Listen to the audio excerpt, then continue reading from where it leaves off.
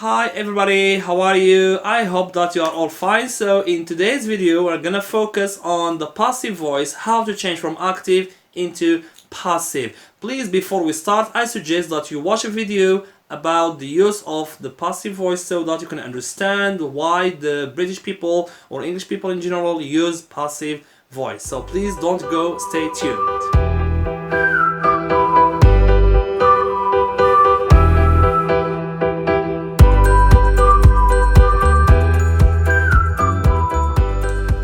Okay, so first let's ask ourselves a question. What is the difference between active voice and passive voice? In the active voice, we have an SVO, and the subject is the doer of the action, which means that the subject does the action, which is the verb. And in the passive voice, we have a subject, and then we have the verb to be conjugated in the tense of the active voice, and then we have the verb in past participle, the main verb of the active tense.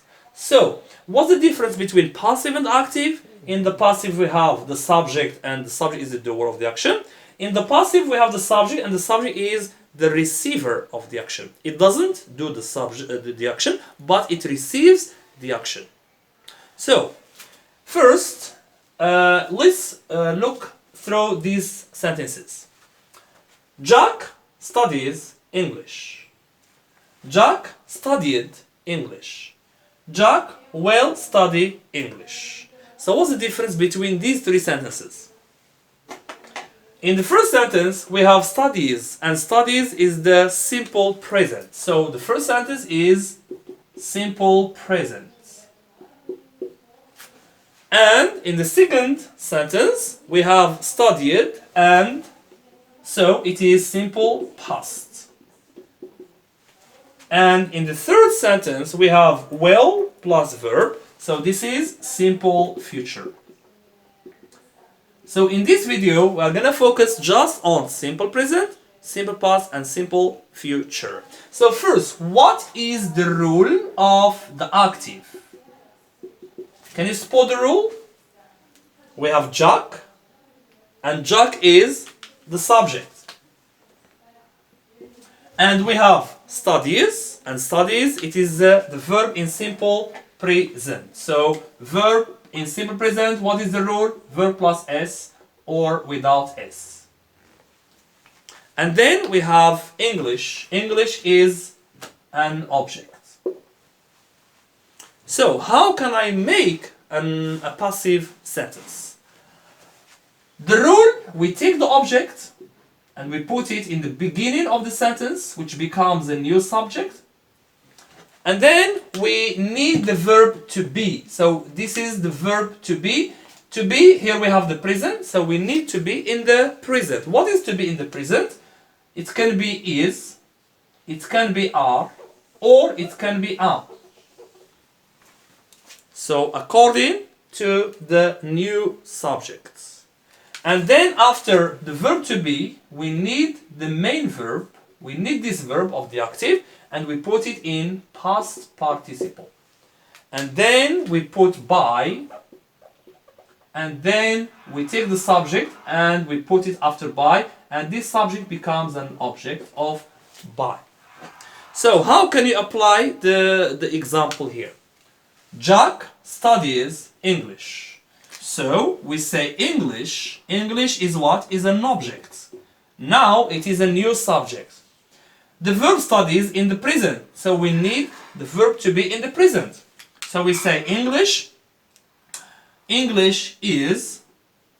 Can we say are? No, because it is singular. English is. It is. And the past participle of the verb studies, it is studied. So English is studied by Jack. Is that clear now? I hope so. Now let's go to the second example. Jack studied English. This is simple past. So what is the rule of the simple past? The rule is we have Jack. Jack is the subject. And then we have studied. Studied is the verb. So it is verb plus ed. So we add verb plus ed if the verb is irregular. If it is irregular, we change the form. Like go becomes went, like do becomes did, like have becomes had, etc. And then we have an object. So if I want to change the sentence into passive, I start with the object and it is a new subject. And then we have here verb in simple past, so we need the verb to be in simple past. What is to be in the past? It is was or were, okay? And then after the verb to be in the past, we need the past participle of the main verb, which is verb plus ed. It becomes past participle. And then we take we put by, and then we take the subject and we put it after by, which becomes a new object.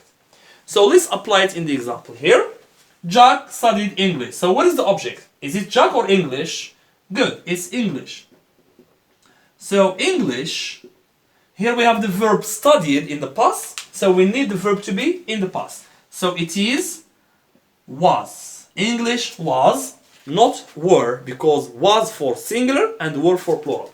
English was. Past participle of studied, it is studied, the same. So when I have a verb plus ed, it can be simple past or it can be past participle. And then we put by, and the subject is Jack, so it becomes an object here. Alright, so this is the rule of simple past. Now let's move to simple future. So what is the rule of simple future? It's very simple. We have Jack, Jack is the subject, and then we have well, well is a modal verb, it's an auxiliary, well, plus we have study, so this is verb in the base, verb without any s, without ing, without ed, it is a verb in the base, and then we have an object.